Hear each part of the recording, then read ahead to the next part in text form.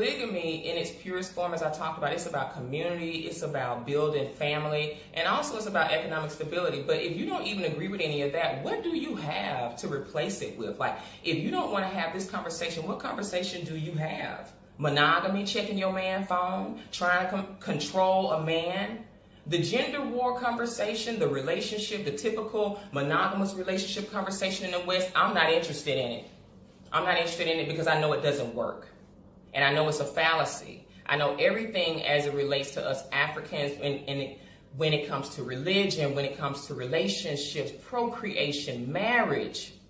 These things need to be completely reevaluated because our idea of romance, Rome has no place in the African mind. So what we've been taught is all built off of fantasy and it doesn't even exist. So when we start talking about systems and blueprints that actually did work, some of y'all say, well, oh, it did, everything about the old way of thinking wasn't good. And I will agree with that. I think that we need to infuse our blueprint from what we learned from our ancestors and what we know now and make it a better system. Like, history doesn't have to be the same. But when we can't have the conversation, sis, brothers, and y'all are so simped out, you're not even empowered to have the conversation because nobody's let you have this conversation without making you feel like you're a piece of trash for even considering it. And there's nothing wrong with this conversation. And it's like, I feel like I'm like a gay person sometimes. Like, I got to come out the closet just to even have support for the conversation because it's very practical.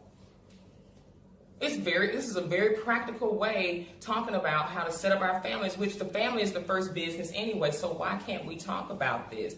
Why can't we talk about different family structures that do work? Because the family structure that we've been given, taking the man out of the home, having all of these women around here so happily single, and it's so unhealthy. I also find it ironic that we're so accepting of same-sex couples. Well, no, we're not. No, we're not. Yes, you are. Yes, we as a society got through that, no problem. But sister wives, you say sister wives to some black people? I don't even like talking about this because, again, you get so much negative judgment. The judgment is real. The judgment is so real on this. And we have a lot of bitter, broken women who've hit the wall, in their love life. And I'm going to tell you guys this here, too. If you're single and this is not a lifestyle for you, it's not for you.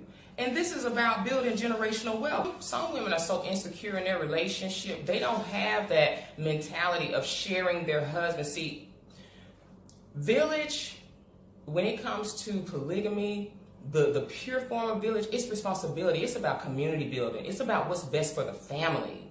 And then we talk about economics. But we can't even have the conversation because so many sisters are looking at this from a sexual context.